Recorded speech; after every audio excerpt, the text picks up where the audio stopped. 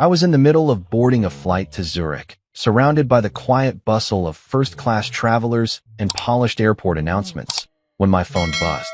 The screen lit up with her name.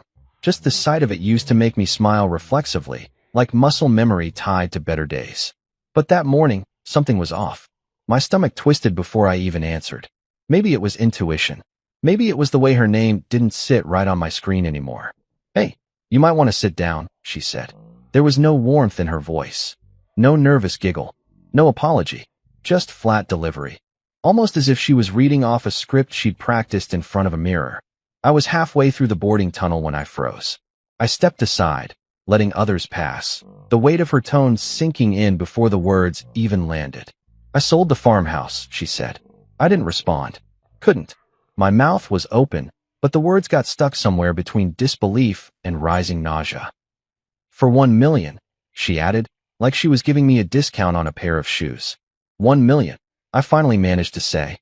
"It's worth 9. Yeah, but Ray needed the capital for his fitness app, and you never really did anything with the place anyway." Ray. The name hit me like a low blow to the ribs. I leaned against the wall of the jetway, my boarding pass crumpling in my hand. "You mean your trainer?" I asked, my voice low and deadly calm. She hesitated. Just for a second. That was all I needed. "He's more than that," she finally said. "He believes in me. In us. He needed a partner." I hung up. Not because I didn't have more to say, but because if I had said it, I might have screamed, might have cursed, might have lost the last shred of composure I had left in a public airport. Instead, I turned around. I walked straight to the airline desk and canceled my flight to Zurich. I was supposed to speak at the Global Agricultural Summit. I was going to unveil a hybrid irrigation model I'd spent 5 years developing. But in that moment, none of it mattered. The only thing that mattered was getting home. The drive from the airport back to the estate took 4 hours. Every mile I drove, I replayed her words in my head like a bad song I couldn't shut off. "He needed it more than you." That line kept echoing. Not just because of its cruelty, but because of its arrogance. As if she truly believed she could take what generations had built and hand it over to some clown in gym shorts because she felt inspired. I wasn't even surprised about Ray. I'd seen the signs. Too many sessions that ran late. Too many weekend retreats that had nothing to do with wellness. I had chosen to look the other way, trusting the illusion because it was easier than facing the truth. I let the lie sit in our home like a ghost, silent but present. That was my mistake. But this was something else. This wasn't just infidelity. This was theft. Betrayal wrapped in casual conversation, sealed with a smug sense of entitlement. She thought she was playing chess, and that I was too naive to see the board. But what she didn't know, what she had never bothered to understand, was that the farmhouse she sold wasn't even the real one. By the time I reached the estate gates, the sky had turned a soft gray. Rain threatened in the distance, but hadn't fallen yet. I paused at the entrance and looked up at the wrought iron sign. Tolliver Acres. My grandfather's name. His legacy. Our legacy. The house that greeted me was familiar only in structure. It looked wrong somehow. Different. Like someone had tried to stage it for a magazine cover and failed miserably. Cheap paint-covered old brick. New furniture sat awkwardly in a house that once breathed history and purpose. They'd changed the drapes. Swapped out the light fixtures. Even the smell was different, artificial, hollow. But I didn't rage. I didn't cry. I didn't even ask who had moved in. Because I already knew. The moment she told me what she'd done, I knew she had sold the guest house. The replica. The one I had renovated a decade ago as a distraction project when I was recovering from back surgery. The one tourists came to for weekend retreats. It was a mock-up, a facade. The real farmhouse, the one passed down by my grandfather, had been relocated years ago. She sold a shell.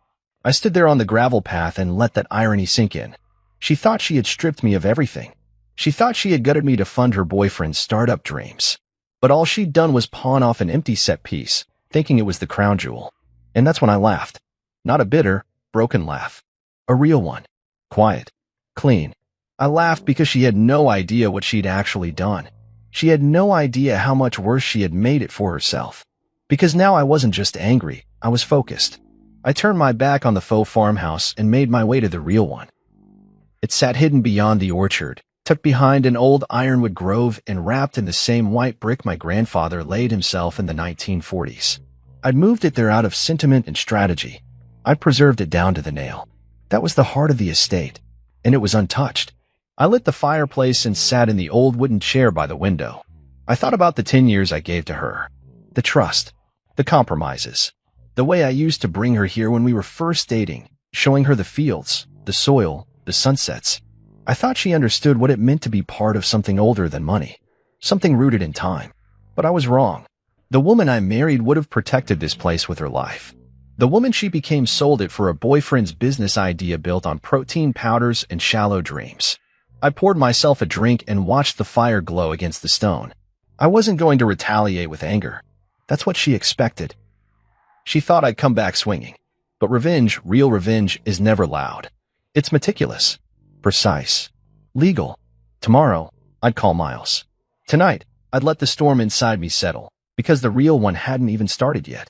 I stepped onto the land just as dusk began to bleed into the edges of the sky. The soft orange glow kissed the tops of the trees, casting long shadows over the gravel path. It should have hurt, seeing the land in this condition, seeing what she had done to it. But all I felt was a cold, steady calm rising through me like smoke through a chimney. I wasn't heartbroken. That emotion had already been burned through. This was something else. This was focus. The gravel crunched beneath my boots as I walked the perimeter. The place had been tampered with, decorated like some weekend getaway from a brochure for city couples looking to reconnect with nature. Someone had power washed the charm right off the brick walls. There were solar lights shoved into the flower beds, which had been dug out and replaced with mulch and some landscaping stones you could find at any hardware store. But what really stung, what made my jaw tighten, was the absence. Gone were the wind chimes that used to hang under the eaves.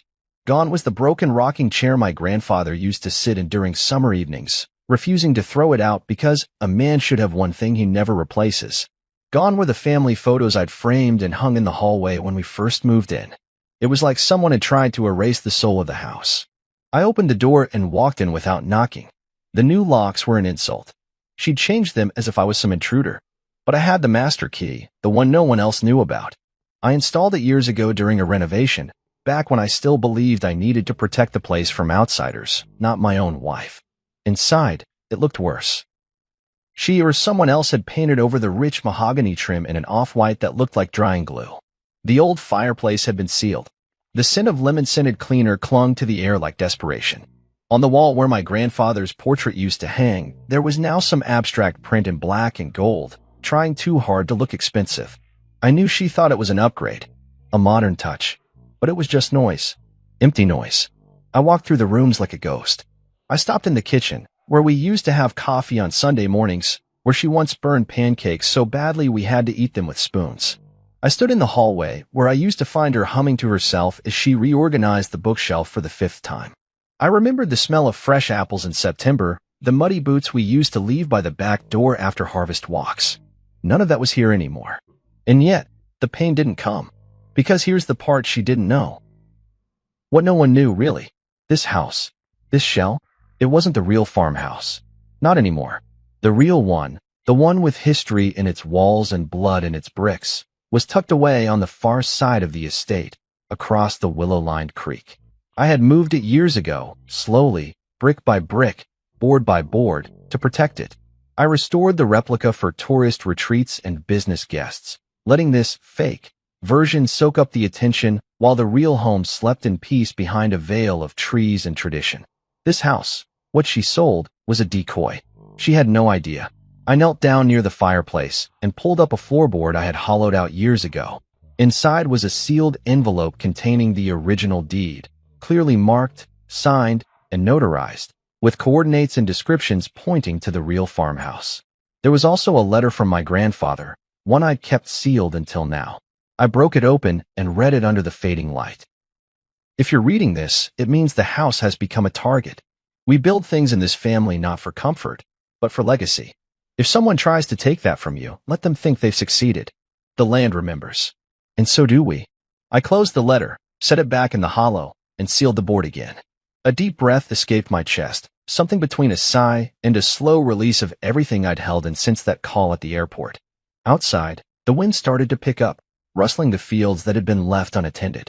Weeds were creeping in along the edges. Tools were rusting on the side of the barn. The irrigation pipes I'd spent months designing sat in disrepair. But I wasn't angry. Not anymore. I was planning. The next step would be legal. This wasn't about emotion now. It was about consequence. It was about reminding her, and Ray, that some legacies don't vanish because someone signs the wrong document. This was about restoration, not just of property, but of pride, of clarity. I walked the perimeter of the land one last time before heading back toward the old growth. As I passed the orchard, I stopped to pick a rotting apple off the ground and crushed it in my hand. The juice ran down my fingers, sticky and sour. She thought she could sell off my inheritance for pennies. She thought she could convert 10 years of partnership into a down payment on some man's dream. But all she did was start a fire in a place she didn't understand. I paused at the edge of the grove and looked back. The farmhouse she'd sold stood silent and dumb in the fading light. It looked proud in a hollow way, like someone wearing a medal they didn't earn. She thought she had one. But the truth? She had sold herself out of everything and didn't even know it yet. Tomorrow, I would go see Miles, the old lawyer who'd been by my grandfather's side until the end. He'd know what to do with the trust, with the clause, with the contract she never bothered to read. She had signed it blindly, trusting that I would never use it. But the moment she moved that money, without my signature, she triggered something irreversible. It wasn't just betrayal. It was proof. And proof was the only thing that mattered now. I walked back to the real farmhouse under the cover of nightfall. The house was lit with a single lamp in the window, glowing like a lighthouse. That's the difference between her and me. She lived for the illusion. I preserved the truth. And now the truth was about to come for her quietly, legally, and with the full weight of a legacy she never took the time to understand. The next morning, I was already on the road before the sun had fully risen. The gravel crunched beneath the tires as I left the estate, the fog still clinging low over the fields like a protective shroud. I didn't sleep much the night before, just enough to keep my mind sharp. Sleep wasn't important. Precision was. What Lila had done wasn't just reckless. It was illegal. She had no idea what she'd walked into when she thought she was making a bold, independent move. I drove to Ashcroft and Granger, the law firm that had handled my grandfather's affairs for nearly 4 decades. Miles Granger was the kind of man who wore linen in the winter and smelled like cedar wood and paper. His handshake was firm, his eyes sharper than his years should allow, and he never wasted words. When I walked into his office that morning, he looked up from his desk and smirked, just a slight twitch at the corner of his mouth. "She did it, didn't she?" he asked, pushing a leather-bound folder across the desk. I nodded and sat down. "She sold the shell," I replied. He chuckled, not with joy, but with grim satisfaction. "I told your grandfather that someone would try one day," Miles said. "He didn't trust easy, but he trusted you. That's why he wrote the iron clause." The iron clause. Grandfather's final safeguard, woven into the estate trust like a hidden blade in a gentleman's coat. It was clear, airtight, and legally binding. No property could be sold, transferred, mortgaged, or liquidated without the written consent of the heir, me. Any unauthorized transaction would trigger immediate legal reversal, asset recall, and full financial restitution payable by the offending party. No loopholes. No exceptions. "She signed everything," I said. She thought I'd never enforce it. Miles opened the folder and slid a document toward me. "Then it's time." I looked over the form.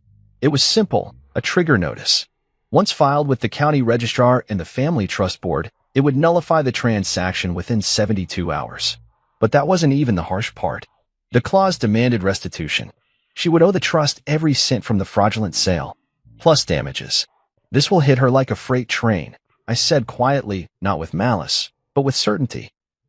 Miles tapped his pen on the desk. "Good. She needs to understand legacy is not something you gamble." He leaned back in his chair. "Ray's involved, right?" I nodded once. "Then we'll need to move fast. Once people like him smell a crash coming, they start vanishing into the wind." I signed the trigger notice and passed it back to him. My hand didn't shake. We spent the next hour reviewing the trust in detail. I'd read it before more than once, but this time, every word felt different. He highlighted parts one hadn't considered in years.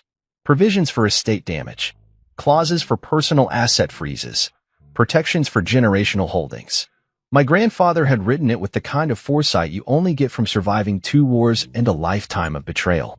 He trusted love but documented his land like he was preparing for battle. Before I left the office, Miles handed me a sealed envelope. "What's this?" I asked. "Your grandfather's final amendment. He told me to give it to you if this clause was ever used." I took the envelope and slid it into my coat pocket. My fingers ran across the seal, but I didn't open it. Not yet. When I got back to the estate, the air had shifted. It was crisper, cleaner. Maybe it was just my perspective. I walked straight to the study in the real farmhouse and locked the door. Then I opened my laptop and pulled up the sale records. Lila hadn't just made a foolish move. She had documented it in painful detail.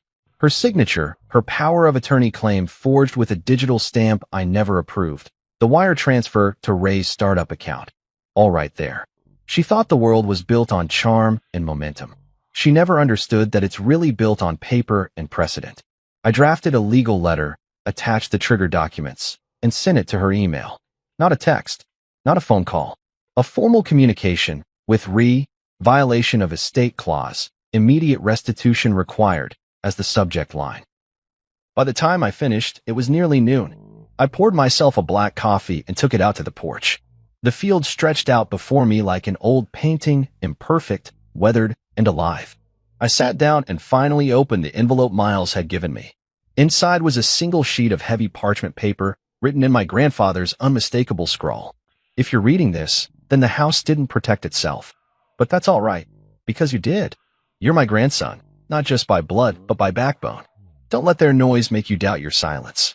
The land belongs to those who endure it, not just inherit it. Forgive where you must, but never forget who tried to erase your name from your own soil. I folded the letter and stared out across the trees.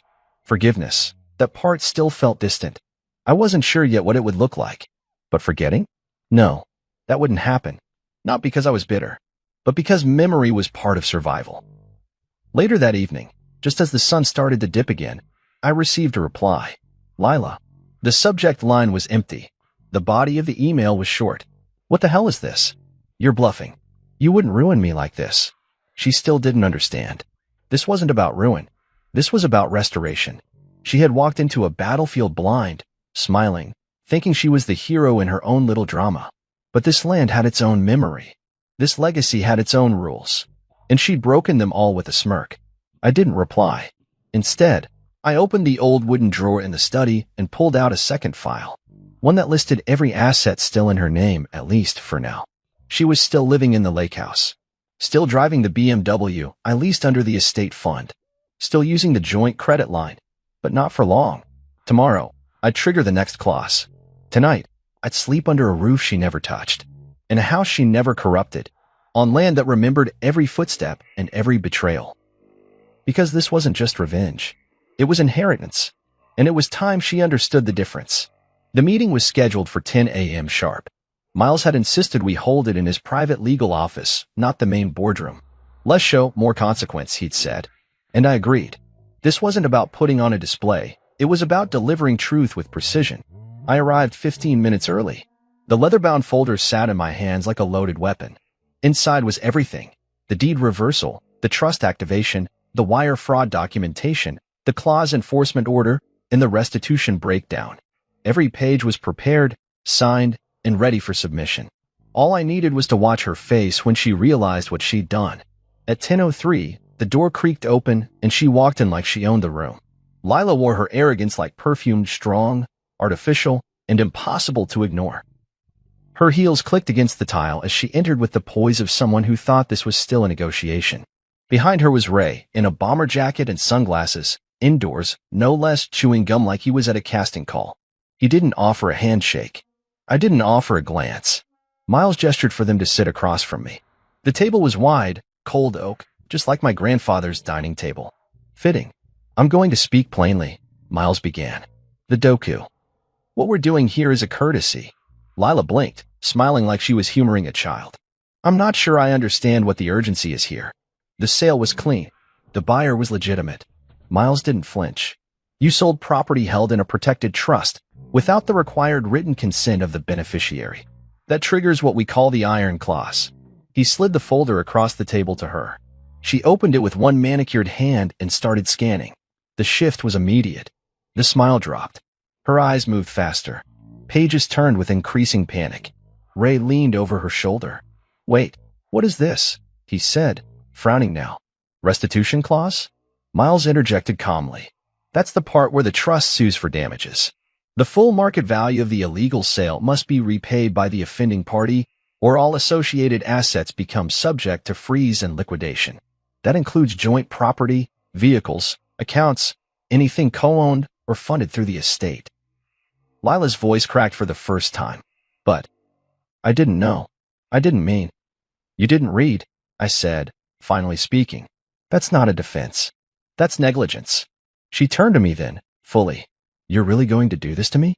No, I replied, steady as stone. You did this to yourself. Ray laughed, clearly trying to deflect.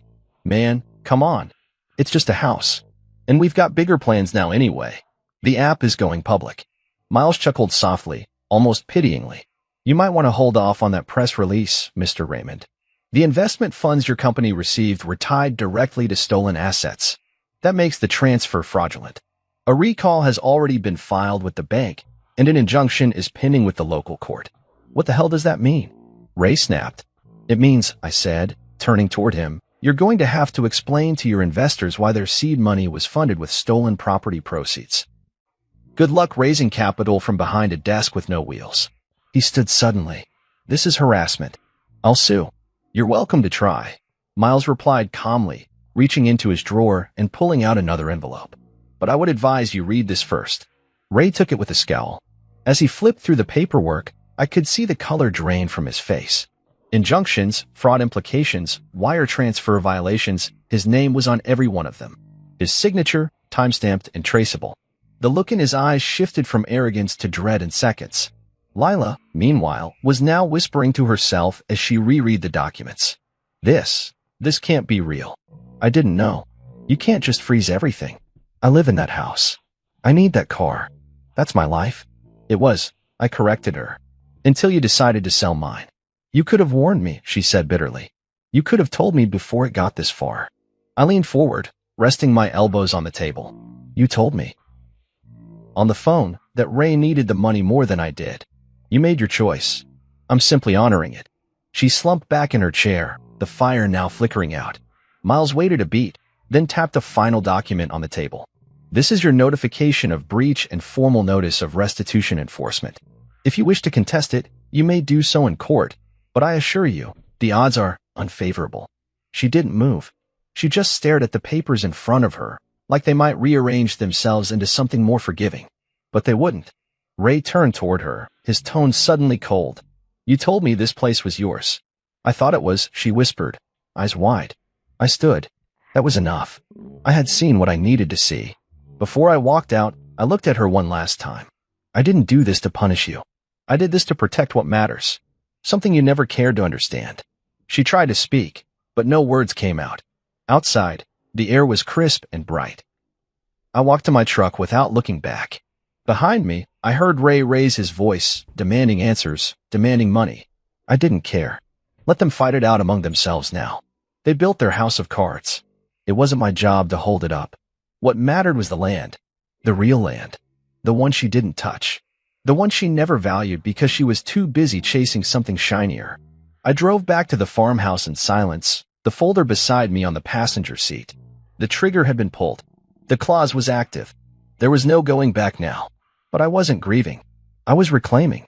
Back at the estate, I walked the field alone. The wind was stronger now, pushing against me like resistance. But it didn't bother me. I had something stronger. Paperwork. Legacy. Truth. That night, I was sitting in the kitchen of the real farmhouse, a cup of black coffee cooling in my hand, when her name lit up on my phone. I stared at the screen for a moment, watching it buzz on the wooden table. The message preview flashed once. Can we talk? 3 words. Short. Almost innocent. But after everything, they felt like a punchline. I didn't respond right away. Part of me wanted to block her. Another part wanted to ignore her into oblivion. But the bigger part, the one that had survived her betrayal, was curious. Not for her sake, but mine. What could she possibly say now? What story would she spin after watching her illusion crack in front of a lawyer and a man she once vowed to love? So I texted back, come to the farmhouse. The real one. She replied with a single question mark. I didn't elaborate. Let her figure it out. An hour later, her car pulled up the gravel path. She must have driven fast, too fast, because I could hear the tires skid slightly as she parked. When she stepped out, I saw her hesitate. She looked around, confused. This part of the land had been off limits for years. I kept it that way on purpose. She had no idea what was here. To her, it was just an overgrown patch of trees and brush. She never once asked why I insisted on maintaining it alone. Now she would see. She approached slowly, her heels crunching over the gravel, her coat pulled tight against the night chill. When she finally reached the porch, she looked up at me with wide eyes. This is the farmhouse?" she asked, her voice barely above a whisper. I nodded. The real one. I watched as her eyes moved over the white brick walls, the antique lanterns glowing softly in the dark, the wooden beams hand-carved by my grandfather. Her mouth parted slightly, as if words were forming but couldn't quite push through. "You moved it," she said, stepping slowly onto the porch. "You rebuilt it out here?" "Brick by brick," I answered. "While you were spending weekends in Malibu and wellness retreats in the city, I was out here, preserving what mattered." She looked stunned, not just because of what she saw, but because of what it meant. That the house she sold, the one she thought was the crown jewel, was nothing more than a prop. I stepped aside and let her in. She walked through the doorway like she was stepping into a church, quiet, hesitant, reverent.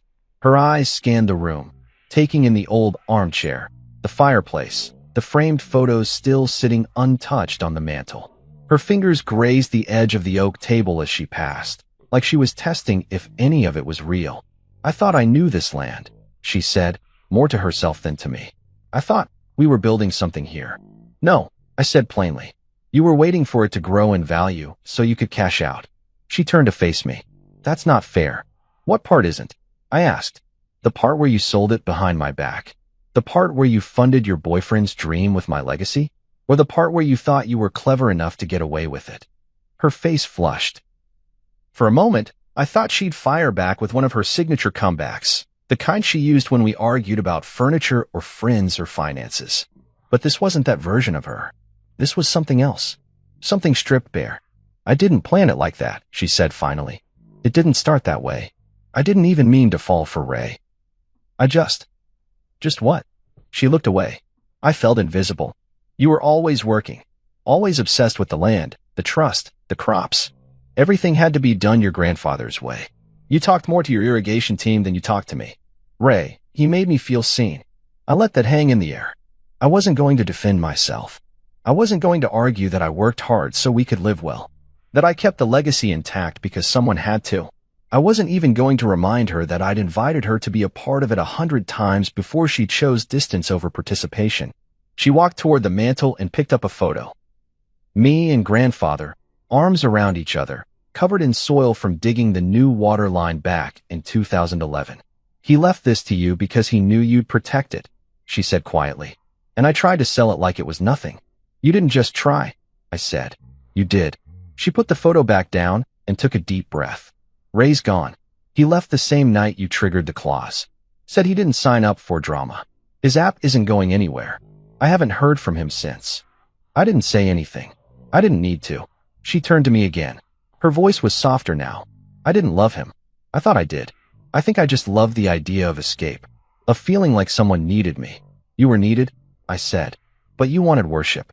Silence settled between us. Heavy, honest. "I've been staying in a motel," she said finally. "My accounts are frozen. My lawyer says I should try to negotiate a settlement." "There's nothing left to negotiate," I said. "You violated the trust." "The house you live in? Not yours. The car? Leased through the estate. Even your name is on the list for court restitution. You don't need a lawyer. You need accountability." Tears welled in her eyes, but I didn't move. "I'm sorry," she whispered. I nodded. "That's a start." She sat down at the table, her shoulders slumped. The powerful, calculating woman who once stood over me in arguments now looked like someone who had lost her map. "I don't want anything from you," she said. "I just wanted you to know.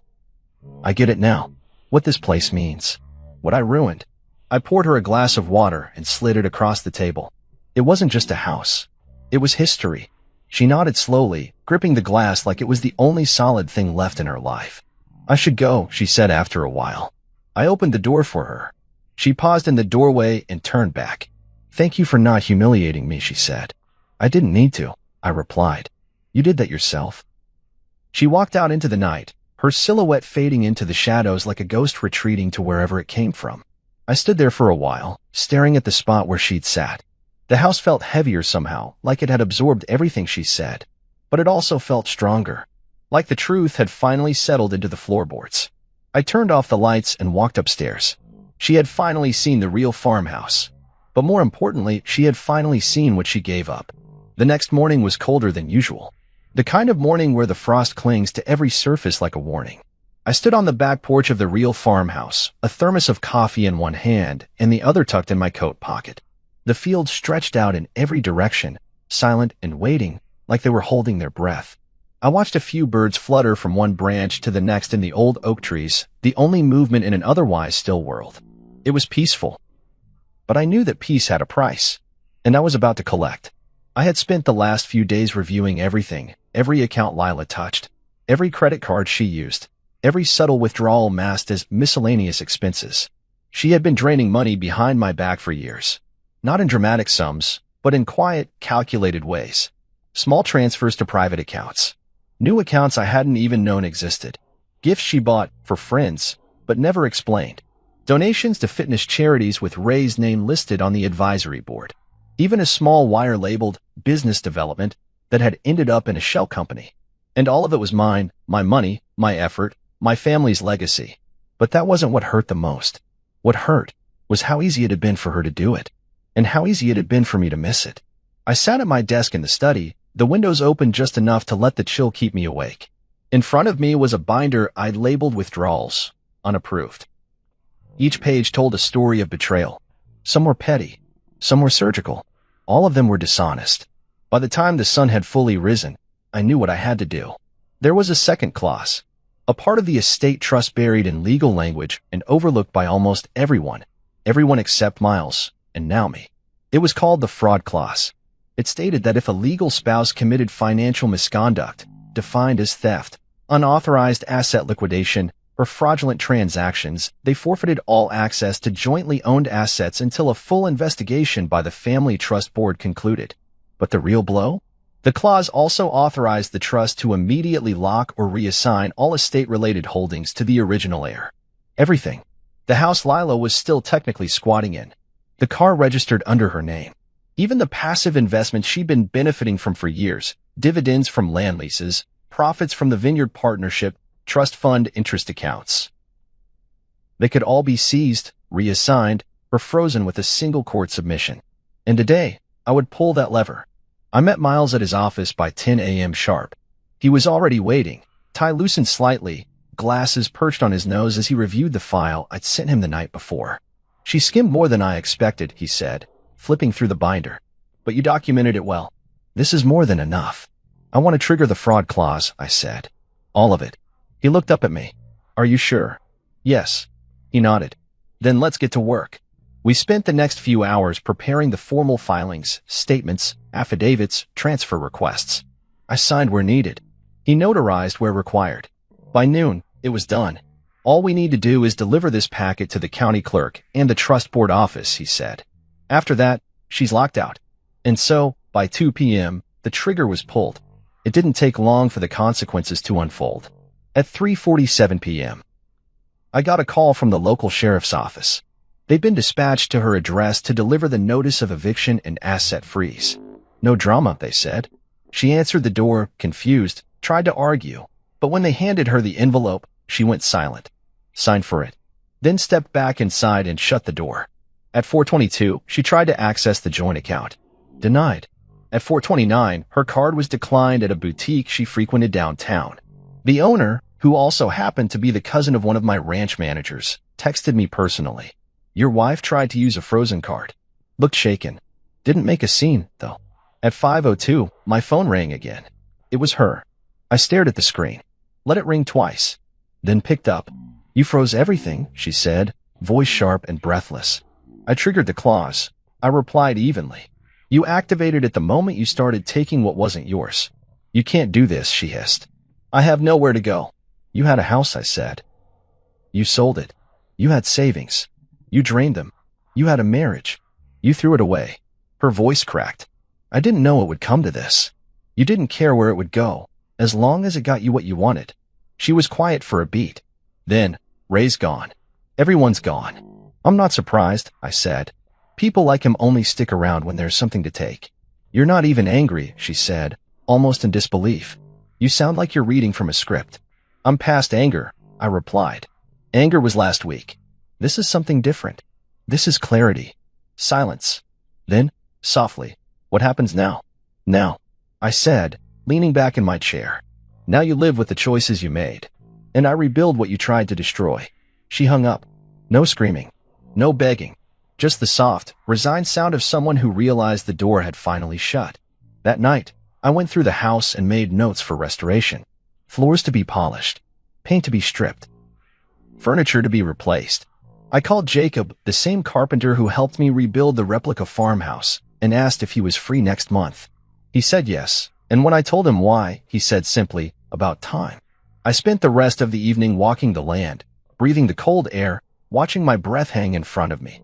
I didn't feel victorious. I felt grounded. There was no parade in my chest. No thrill of revenge. Just a steady beat of purpose. She took what she could because she thought I'd never fight back. Because I'd spent so long loving quietly, supporting patiently, listening when no one else would. She mistook my calm for weakness. But calm isn't weakness. It's preparation. It's restraint. And now that the rope had been pulled, the curtain lifted, the game exposed, there was only one thing left to do. Begin again. The next morning, the frost had melted into mist, and the weight of what I had done settled into the walls of the house like silence after a storm. Triggering the fraud clause hadn't been a whim. It was a line in the sand. One that couldn't be crossed again. I knew Lila would try something. She always did. When cornered, she'd squirm, then charm, then throw herself into chaos hoping someone else would clean it up. But this time, I was done being the cleaner. I had barely finished my coffee when my phone buzzed. It was Miles. She's already called 3 different attorneys, he said without preamble. 2 declined.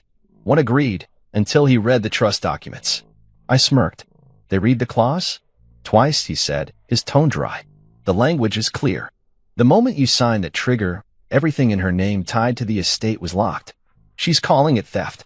I reminded her it was preservation. She won't stop, I said. No, he agreed. But she'll lose. That afternoon, I visited the Trust Board's regional office. A modest 2-story building tucked between a law firm and a florist, but what went on inside carried the weight of legacy. Generational wealth doesn't rely on passion. It runs on documents, signatures, and unbreakable clauses, something Lila had never understood. I met with Miranda DeWitt, chair of the local estate division. An older woman with silver-streaked hair and a voice that didn't need to rise above a whisper to command attention. She greeted me with a firm nod, gesturing to a chair across her desk. We've reviewed the documents.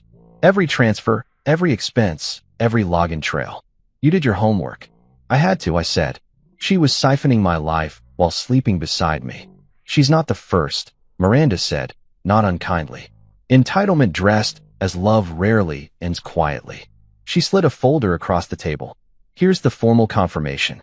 As of 10 a.m., Lila Tolliver is locked out of all estate-linked accounts, properties, and legal privileges. She cannot access, contest, or claim anything unless she wishes to fight the trust in court, and even then, the burden of proof falls entirely on her. I nodded. Let her try. Just be ready, Miranda said, locking eyes with me. This is the part where they scramble. Desperate people get noisy. Noisy was right. By evening, my inbox was filled with them. How could you do this to her? She made a mistake. This isn't justice, it's cruelty. You're being cold. Vindictive. Cold? No. I had been warm for too long. I had given kindness where I should have given boundaries. And now, when I finally stood up for what was mine, they called it cold. But I didn't respond. Instead, I sat on the front porch that night, watching the stars come out over the land. The house was quiet, steady. For the first time in months, maybe years, I felt clarity. Not peace, exactly, but direction. And then, as if on cue, I heard tires on gravel. I didn't move. A beat-up black sedan rolled to a stop at the edge of the drive. Lila stepped out, coat wrapped tight around her. I searching the dark until they landed on me. She didn't come any closer than the bottom step. I know I can't win, she said. They told me that. I said nothing. Let the silence answer her. I know I hurt you, she continued. But it wasn't all fake. We had something once, didn't we? Once, I said. She looked down at her hands. I was scared. You were slipping away. The house, the land, your work, you always had somewhere else to be. Ray made me feel like I mattered. And so you sold my legacy, I replied, calm and sharp, to feel significant. Tears welled in her eyes. I made a mistake. No, I said. A mistake is spilling coffee. You made a choice. Over and over again. She took a deep breath. I have nothing left. Ray's gone. My name is ruined. My friends don't return my calls. My mom's cut me off. I don't even have an apartment now. You had a home, I said. You burned it. She stood there a moment longer. Then, with trembling fingers, she reached into her coat and pulled out a crumpled envelope. What's that? My confession, she said. A statement, detailing everything. The transfers. The app scam. The forged signature. I wrote it for the trust board. For you. I stood slowly, walked down the steps, and took the envelope. I'll review it, I said. Will that help? It'll decide how you leave this behind, I said plainly. With a whisper or a lawsuit. She laughed bitterly, wiping at her face. Even now, you're still controlled. No, I said, turning away. I'm just no longer yours to manipulate. She got in her car and drove off without another word. Back inside, I opened the letter. It was sloppily written, but it was honest. She admitted to every transaction, every lie, every meeting with Ray. She even included dates, account names, and descriptions of when she started feeling like stealing felt safer than asking. I handed it to Miles the next morning. He read it silently. We'll keep this. Could save us weeks of litigation. Use it as leverage, I said. Not to punish her. Just to end this clean. He nodded. By Friday, the trust board sent their final notice. In exchange for the signed confession and permanent forfeiture of all estate claims, they would spare her from court. She would not face criminal prosecution, but she would be legally barred from any future claims, assets, or public statements about the trust, me, or the estate. It was done. The trap had been sprung, not with anger, not with shouting, but with truth. She fell in slowly, and now she couldn't climb back out. I spent that evening back on the land, watching the wind ripple across the wheat like the surface of a lake. I felt lighter. Not happy, but lighter. Because justice isn't always loud. Sometimes it's quiet, like soil settling after the rain. The farmhouse stood tall again. It had taken weeks of planning, hiring, lifting, and rebuilding, but the soul of the estate had started to breathe again. There was something sacred about restoring something that had been damaged, not just the land, but myself too. The truth is, when Lila betrayed me, she didn't just sell a property. She tried to erase years of devotion, decades of labor, generations of sacrifice. But the roots of this place ran deeper than her reach. The front porch had been sanded and stained anew. The paint peeled by the sun and years of storms was replaced with a clean coat of whitewash, just like my grandfather had done every spring. The weather vane creaked slightly in the breeze, its rust now scrubbed clean. Inside, I'd removed the last traces of her. Every framed photo that once held our smiles together had been boxed away. The kitchen no longer smelled like citrus cleaner and artificial candles. It smelled like cinnamon, sawdust, and fresh brewed coffee again. But the biggest restoration wasn't the structure. It was the silence. Good silence. The kind that didn't ache. The kind that let you hear your own thoughts without flinching. One by one, I'd called back the people who once made this land thrive. Raul, the groundskeeper, who had left when Lila restructured operations and replaced him with a landscaping app. MS. Delaney, the seasonal cook who used to prepare fresh pies for tour guests, let go with no warning. Even Carter, the farmhand who used to repair fences and run the harvest trucks, I found him 2 towns over, working at a car wash. When I asked him to return, he cried. We rebuilt, quietly. No press. No ribbon-cutting ceremony. Just people who cared about the land coming back to do what they did best. I doubled their pay, set up housing allowances, reopened the old guest barn and turned it into a community workspace. If Lila had tried to turn this estate into a cash grab, I would turn it into something better, stronger, not just on paper, but in purpose.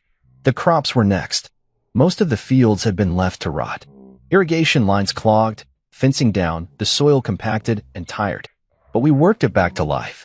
We cleared the overgrowth, tested the nutrients, brought in livestock rotation to aerate the dirt. For weeks, I came home with sore legs, blisters, and dirt under my nails. And it felt good, because it was mine, earned, preserved. One evening, Just as the sun dipped behind the hill and painted everything in gold, I stood at the edge of the northern field and watched the workers pack up. Raoul gave me a thumbs up from the tractor. Carter shouted something about beer. I waved and promised I'd bring cold ones tomorrow. Then I heard footsteps behind me. Not rushed. Careful. Hesitant. I turned. It was Sophia. Not a stranger. A neighbor. One of the few who had stayed silent during Lila's downfall, not out of spite, but caution. Sophia had always been kind to us, even when Lila barely acknowledged her. She had a quiet strength, ran a floral nursery just down the road, and once gave me homemade jam when I'd helped her fix her fence after a storm. She held a small basket in her hands, full of biscuits and herbs. I heard the orchard's back up, she said. Thought I'd come see for myself. I smiled. It's breathing again. She looked past me to the trees in the distance. It's good. Seeing this place alive. Felt like a ghost town for a while. It was, I admitted. But ghosts don't get to keep the keys. She chuckled at that, then stepped closer and handed me the basket. I don't want to intrude. I just wanted to say I'm glad you stayed. I nodded. I almost didn't. I know, she said. But the land needs people who remember where it came from. I looked at her then, not just as a neighbor, but as someone who understood what legacy meant. And I realized how rare that was. Thank you, I said, more sincerely than I'd said anything in a long while. She left not long after. But that moment stayed with me. Because rebuilding wasn't just about structures or soil. It was about people, community, trust, not just in others, but in yourself again. I spent that night in the old reading room, the fire crackling in the hearth. The house creaked in familiar places, not because it was falling apart, but because it was settling, like an old soul stretching its limbs after a long sleep. I pulled out the old ledger my grandfather had used to track crop cycles. Inside were notes from decades ago, pencil-scrawled margins about weather patterns, planting predictions, even reminders to talk to the chickens more. They seemed tense. One entry stood out. If the land ever falls into the wrong hands, remember this. It doesn't die. It waits. For someone worthy. Someone patient. Someone who listens. I ran my fingers over the ink. It hadn't died. And I had waited. And now, I was listening. In the following weeks, the estate began to bloom. Not just the trees and crops, but the spirit of the place. People began showing up again. Old friends. Former business partners who had once written me off after Lila's betrayal. Some apologized. Most didn't. And that was fine. Because I wasn't bitter. I was better. Even Lila, for all the destruction she left behind, had given me something. Perspective. She taught me how blind trust can be a trap. How silence isn't always kindness. How love, when left untended, becomes entitlement. But more than anything, she taught me how to start again. By month's end, the estate had a new name. Not Tolliver Acres anymore. That name was gone with her. I renamed it Red Hill Farm, a nod to the clay-rich soil that stained your boots when the rain came heavy. Honest, strong, unmistakable. I had new signage carved from oak, installed at the front gate with care. Sophia was the first to see it. She smiled. Looks good. It feels right, I said. And it did. Because I wasn't restoring what had been lost. I was building something new, with the bones of the past, yes, but for a future no one could steal again. 2 months had passed since I triggered the final clause. 2 months since the silence on my land had changed from suffocating to sacred. Each sunrise felt earned. Each small victory. A patch of revived soil, a restored barn beam, the return of a seasonal worker was no longer a bandage over pain, but a brick laid into something permanent. But there was still one thread left untied. Not legal, not financial, personal.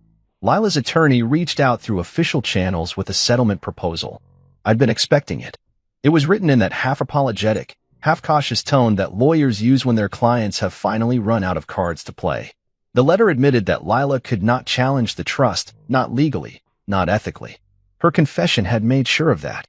She had no grounds left, no loophole, no defense. What she wanted now, apparently, was dignity. Her lawyer called it a graceful exit. The offer was simple.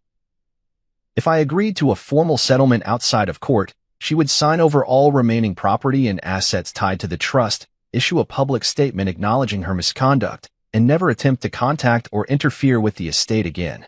In return, I would cover her legal fees and not pursue public litigation. It was, objectively, a good deal. Clean. Efficient. Final. But I wasn't interested in final. I was interested in understanding. So I agreed to the terms, but added one condition of my own. She had to come in person and sign it. No digital signature. No courier. No evasions. Face to face. The meeting was set for a Thursday afternoon in Miles Granger's office. The same place where she'd once sat beside Ray, smiling, dismissive, confident in her plan. Now, she would return to that same table, alone. I arrived early. Miles poured coffee and said nothing, though the look in his eyes told me he knew this wasn't about closure on paper. 10 minutes past the hour, she arrived. Different. Not dramatically broken or suddenly humbled, but quieter. She wore a black sweater and jeans, her hair pulled back, no makeup, no jewelry. She looked smaller, not in stature, in presence, like someone who had been unraveling thread by thread and only just noticed how bare the spool had become. She nodded at Miles, then looked at me. Hi. I didn't answer. I didn't need to. I just gestured for her to sit. She slid into the chair across from me and opened the folder on the table. Her hands were steady. She flipped through the pages like someone who already knew what she was giving up. I read every line, she said. Twice. You understand what it means? Miles asked. Yes, she said. It means I walk away with nothing. I looked at her. It means you walk away with your name. That's more than you gave me. She flinched. Just slightly. But enough.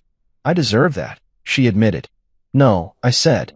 You deserve the consequences. This is just resolution. She nodded again, then reached for the pen. She paused just before signing. I don't expect forgiveness, she said. I know I don't deserve that. I just wanted to say. I wasn't trying to ruin you. You just didn't care if you did, I said evenly. Tears filled her eyes, but she didn't let them fall. I kept thinking I'd fix it later. That somehow, if Ray's business took off, I'd pay it all back, make it up to you. But it wasn't about money, I said. It was never about the dollars. It was about loyalty, integrity, and you sold those for a fantasy. She signed the papers.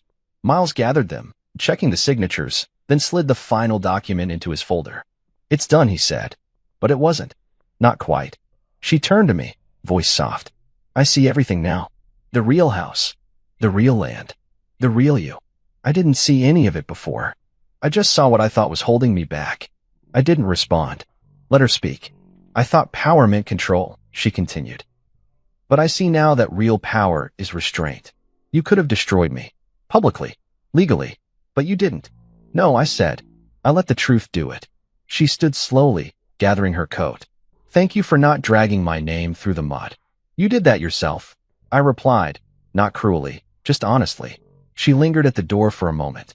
If you ever need help on the farm, volunteer work, I'd show up. Just to give something back. I shook my head. There's no debt left to pay here. But there's a life out there you still have to live. Go build something real this time.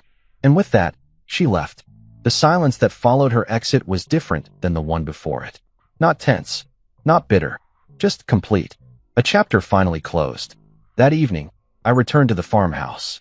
The porch lights were warm, the house buzzing with the quiet rhythm of a life no longer interrupted by betrayal. I poured a glass of bourbon, stepped outside, and sat in my grandfather's old rocking chair.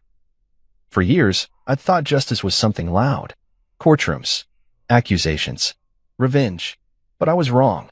Justice, real justice, is quiet. It's choosing not to swing when you're holding the sword. It's letting someone destroy themselves by their own choices. It's knowing you could humiliate them and deciding not to. The next day, I received a delivery. A single envelope. Inside was a check, modest in amount, with a note, to cover my last month in the lake house. I know it doesn't matter, but I wanted to leave one door closed properly. Signed, Lila. I didn't cash it. I didn't even deposit it. I tucked it in the back of the ledger, behind the entries my grandfather once wrote, under the note about talking to the chickens. Because not every gesture needs a transaction. Some are just a period at the end of a long, broken sentence. The morning light spilled through the windows of the real farmhouse like honey, soft and golden, stretching across the wooden floors and warming the air with that familiar glow I hadn't felt in years. It was the kind of light that made you stop mid-step just to breathe it in. I stood in the doorway of the kitchen with a cup of coffee in my hand, watching as the mist rolled off the fields. The land looked alive again, not just green and blooming, but proud, like it knew it had been defended. A year had passed since the call that shattered everything, and I was still here, still standing. But I wasn't the same man who had answered the phone that day at the airport terminal, briefcase in hand, passport tucked in my coat pocket, eyes fixed on a life built around certainty. That man was gone, and in his place stood someone quieter, stronger, and more deliberate. I had learned a lot since then. That love without respect is just dependency dressed up in vows. That silence is not always peace. It's sometimes a warning, and that sometimes the only way to reclaim what's yours is not to fight louder, but to stand still and let the storm run out of breath. After signing the final documents and watching Lila walk away for the last time, the months that followed weren't about revenge or celebration. They were about building. Rebuilding the farm. Rebuilding the team. Rebuilding myself. I returned to the land like a soldier returns home after battle, changed, cautious, but determined. Each morning began with a walk along the east field. The path had become a ritual. I'd check the rows of young crops, feel the soil between my fingers, make notes in the old leather-bound notebook my grandfather had left me. The simple act of observing growth, patient, steady, quiet, taught me more about healing than any therapist could. The workers had settled into a rhythm again. Raul ran the greenhouse like a general. Carter took pride in the new irrigation lines. Ms. Delaney had returned to the kitchen and was once again feeding anyone who walked through her door, farmhands, visitors, even the occasional traveler who found our little slice of land by accident. And Sophia? Well, Sophia had become something steady too. It started with biscuits and conversation, then shared walks through the orchard. She never pressed, never asked questions about Lila or the past. She simply listened, laughed, and showed up. Sometimes that's all it takes. One afternoon, we sat beneath the willow tree by the creek, watching the water slip by like it didn't have a care in the world.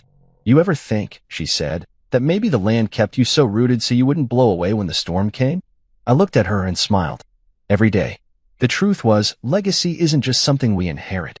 It's something we preserve through choices, through quiet decisions made when no one's watching, through the people we let into our lives and the ones we let go of. Lila was gone now. No calls. No emails. Just silence. The clean kind.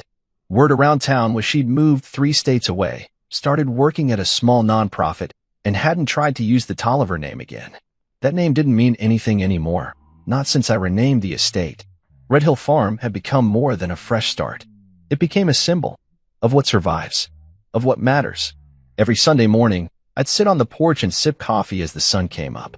And every Sunday, without fail, Sophia would walk up the path from her nursery, sometimes with flowers, sometimes with nothing but a smile. We didn't need labels. Not yet. Maybe not ever. We were just 2 people who understood that healing didn't always need a destination. One particular morning, as the wind picked up and the wheat danced in the field like waves, I found myself reading the last letter my grandfather ever wrote me. I'd kept it tucked inside the back of the ledger, behind Lila's uncashed check and a sprig of lavender Sophia had once handed me without explanation. If the day ever comes when the world tries to take this from you, remember, you're not just defending land. You're defending history. The kind that can't be measured in acres or dollars. The kind that lives in your bones. He was right. This place was never about ownership. It was about stewardship.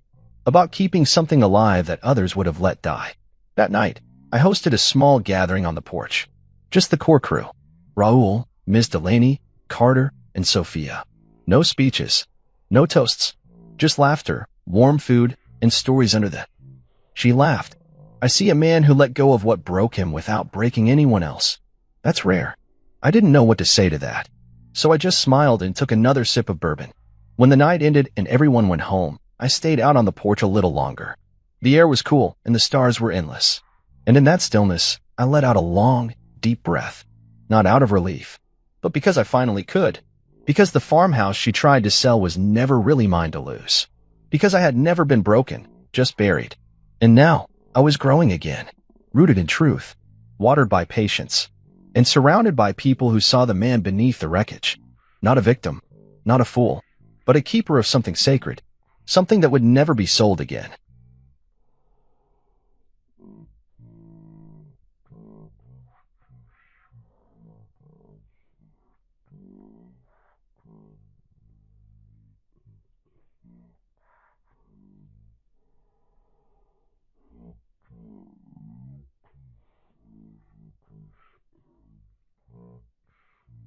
My name is Dorian Kane, and I've always believed that when you love someone, you give without measuring.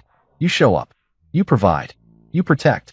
That was the way I was raised. My father used to say, a man doesn't count his coins when he's feeding his house. And I held on to that, even when I shouldn't have. So there I was, standing under the amber lights of a rooftop bar that probably cost more per square foot than most apartments in the city.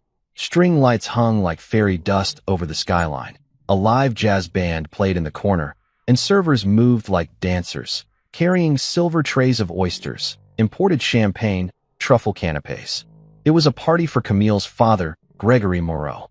His 70th birthday, a celebration of a man I had never liked, but had always respected, at least for the sake of my wife. No one introduced me as her husband that night. Not once. I was just Dorian. Not Mr. Kane, not Camille's partner, not the man who had renovated Gregory's country home and covered the last 5 Christmas vacations. Just Dorian. One waiter even mistook me for part of the staff, handed me an empty tray and asked if I was covering table 9. I didn't even bother correcting him. I smiled and moved along. Everyone around me wore tailored suits and diamond earrings, their laughter rising above the band like arrogant perfume. I stood near the edge, looking out at the skyline, sipping sparkling water while Camille floated from table to table like a hostess, not a wife. Her dress was gold and backless. Her heels clicked with power.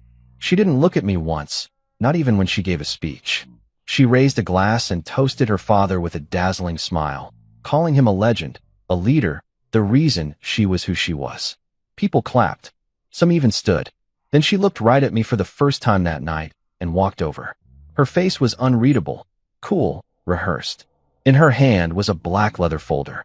I knew what it was before she said a word. "You got this, right?" she said with a little smirk. I took the folder without hesitation, flipped it open. $12,048.83. Itemized. Every bottle of Dom Perignon, every imported Cuban cigar, every tower of foie gras. I could almost hear Gregory's laugh in the background, already moving on to the next toast. "Of course," I said calmly. And I meant it. I wasn't going to make a scene. That's not how I was built. I pulled out my black card and handed it to the waiter. It swiped without issue. Camille didn't even say thank you. She was already turning away before the receipt printed. I stood there, holding the little white paper in my hand, wondering when I had stopped being her husband and started being just her bank. The night carried on. I returned to my corner. I watched, listened, nodded politely when spoken to. I counted the number of people who knew my name, 0. I counted the number of people who saw me, maybe 2. I remember watching Camille walk over to a man near the bar. He was tall, well-groomed, in a burgundy velvet blazer. She touched his arm like they'd known each other for years. That was the moment that burned itself into my memory. The moment she came back, stood right in front of me, and said it without blinking. "You're boring. I want a divorce." Just like that. I didn't even react at first. I thought maybe it was a joke. The jazz band was still playing. Someone in the back was cheering. But her eyes didn't waver. They were stone cold. And then came the twist of the knife. "My boyfriend is driving me home." I looked past her. The man at the bar raised his glass in my direction, like we were old friends in on the same joke. My jaw clenched, but my voice never rose. I didn't ask why. I didn't beg. I didn't even flinch. Then Gregory walked over, champagne in hand, red in the face from laughter or liquor or both, and leaned in close. The music muffled behind him. His breath reeked of cigars and entitlement. "You were just a sponsor, son. Always have been," he said with a sneer, then patted me on the chest like I was some retired servant they were finally letting go. I nodded once, tucked the receipt into my jacket, and walked out. No drama, no outburst, just the sound of my shoes on marble and the cold lift doors closing behind me. But the silence inside me? That wasn't peace. That was the silence of something ancient and dangerous being buried for too long, finally waking up. I walked down the street as the night wind cut through my coat, and I kept thinking to myself, so this is how it ends. Not with a fight, not with a scream, with a bill and a laugh. I got into my car, adjusted the rearview mirror, and looked at myself. For a second, I almost didn't recognize the man staring back. I didn't look broken. I looked calm. Too calm. Exactly 1 hour later, my phone rang. I was back in my apartment, shoes off, coat folded neatly on the chair. The first ring, I ignored. I knew it was her. I could feel it. The second ring came faster. The third even faster than that. On the fourth, I answered. Camille's voice was shaky, urgent. Dorian, they froze the account. The payment didn't go through. The restaurant's calling it fraud. The police are here. They're asking questions. I didn't say a word, just listened. They're threatening to press charges. My dad's losing it. The restaurant manager says the name on the bill doesn't match the account. What's going on? Dorian? Dorian. I finally spoke. Calm. Measured. You made your choice. And I ended the call. That was the moment it all turned. Not because I yelled. Not because I fought.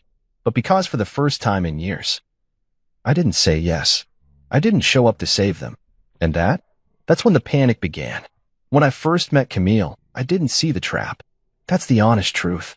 All I saw was a woman who carried herself like she had been born into a world I didn't belong in, but somehow still reached for me. I was at a tech conference when she walked into my life. She wasn't there for business. She was a guest of a friend, killing time before dinner. She had this effortless charm, designer heels, glossy lipstick, but her voice was warm, curious. We struck up a conversation over hors d'oeuvres and wine, and by the end of the evening, she was asking about my work like she was genuinely impressed. I like men who build things, she said, fingers brushing my wrist, especially when they don't brag about it. I should have paused right there, but I didn't. Back then, I had just expanded my smart security firm into its second office. It was small but solid. My team respected me. Clients trusted me. I wasn't flashy, but I was comfortable, and most importantly, I was proud of what I was building. Camille told me she admired that. She said she was tired of trust fund guys who didn't know what real work felt like. That she wanted someone real. I thought I was lucky. Turns out I was being recruited. The first sign came during our third date. She took me to a private gallery showing, something I'd never have had access to on my own. I felt out of place in my off-the-rack blazer while everyone else floated around in silk and linen, sipping wine older than my company. But Camille stayed close. Introduced me as an entrepreneur with pride in her voice. It felt good. Like maybe I was finally being welcomed into a world that had always been locked from the inside. Looking back now, I realize what that night really was, an audition. The night we got engaged, her parents invited us to dinner. A private table at an exclusive restaurant, valet parking, wine I couldn't pronounce. Gregory, her father, barely acknowledged me beyond a handshake. Her mother, Lorraine, asked what my parents did for a living before complimenting Camille's ring like she'd bought it herself. But when the bill came, Gregory looked right at me and said, "You got this, right, Dorian? Show the family what kind of provider you are." I laughed. I thought it was a joke. But Camille squeezed my hand under the table and whispered, "Go on, baby. They just want to see that you're serious." So I paid. The engagement party came next. Camille wanted it big, not tacky big, she said. Elegant big. I offered to split the cost with her parents, but Gregory said, "If you're going to be the man of the house, then own it." And so, I did. $18,000 later, their backyard looked like a wedding magazine cover. Camille glowed in every photo. I smiled in most of them. Her parents laughed the loudest. No one asked how much it cost me. The wedding was more the same. Camille didn't want to use her savings. She said, "Let's keep that for emergencies." "You're doing well anyway." I agreed. I kept telling myself love isn't about keeping score. After the honeymoon, Camille told me she wanted to take time off work. "I need to figure out what really fulfills me," she said, lying across a couch she picked out from an overpriced showroom. My soul was tired, so she stopped working. Just like that. I told myself it was temporary, that she would find her footing. But instead of job hunting, she spent her days at yoga retreats, luxury salons, and charity luncheons. When I brought it up, she kissed me on the cheek and said, "You're doing so well, babe. I'm so proud of you. Let me just enjoy this phase, okay?" That's when Gregory started calling me a real man. "Providing for your wife so she can rest and discover herself? That's noble," he said, handing me a glass of scotch during one of his dinner parties. Most of these new age boys can't even pay their own bills. I swallowed the drink and the compliment, not realizing both were laced. I remember renovating their beach house, the one in Cape Cod. Gregory mentioned it casually over lunch, saying it had potential but needed modern security and a full upgrade. I offered to help, thinking it was just advice or a favor. Next thing I knew, Camille had scheduled a full walkthrough with my team. No contracts, no payments, Just an unspoken assumption that Dorian would take care of it. And I did. Tens of thousands of dollars in labor and materials, all paid from my pocket. When I asked Camille about it later, she said, "It's for family, babe. Don't be weird." Family. That word. It was thrown around like confetti, but never once stuck to me. I was always just outside the circle, close enough to fund the party, but not enough to belong in the photos. Gregory would toast to his legacy, Lorraine would gush about Camille's taste, and I'd be the one driving home alone because Camille wanted to stay the night and catch up with her cousins. And still, I stayed. I stayed because I believed marriage was supposed to be selfless. I stayed because I thought Camille was just lost, or growing, or overwhelmed by expectation. I told myself we'd get through it, that all couples go through phases. But the truth is, I didn't want to admit I had been played, because that's what it was. A slow, calculated setup. Camille had charm, yes. But more than that, she had vision. A cold, cunning vision. She saw my ambition, my integrity, my drive, and knew exactly how to turn them into an ATM. Her parents? They applauded every transaction. And I kept showing up with my card in hand, thinking love meant not saying no. But it wasn't love. It was a business arrangement I never signed up for. And the worst part? I didn't even realize I'd been drafted into their game until it was too late. The night before Gregory's birthday bash, Camille told me, "Let's make it perfect, okay? My dad deserves the best." I nodded, because I still believed that if I gave just a little more, maybe they'd see me. Really see me. They did see me. As the sponsor. Nothing more. And on that rooftop, when she handed me that bill, and her father called me just a sponsor, I realized something I should have known a long time ago. I was never part of the family. I was just the wallet that bought them their lifestyle. But what they didn't know, what none of them ever bothered to ask, was that I had been planning for a very different ending. And it was already underway. After the wedding glow faded and the photos were framed, life with Camille began to feel less like a partnership and more like a performance. And I wasn't the lead actor.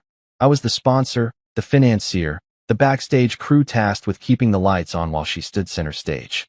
At first, I told myself it was just adjustment. Every marriage has a curve, right? But things changed fast. So fast, in fact, that by the third month, I realized Camille wasn't pretending anymore. She was revealing. Unfiltered, uninterrupted, and unapologetic. Mornings used to be soft.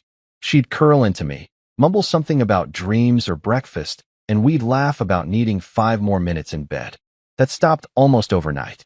She began sleeping in silk nightgowns she didn't wear for me. The scent of my cologne on her skin had been replaced by some designer perfume I couldn't pronounce, gifted by a friend from yoga. She took over the guest room under the excuse of needing space to meditate. Meditation quickly turned into locked doors and muffled video calls.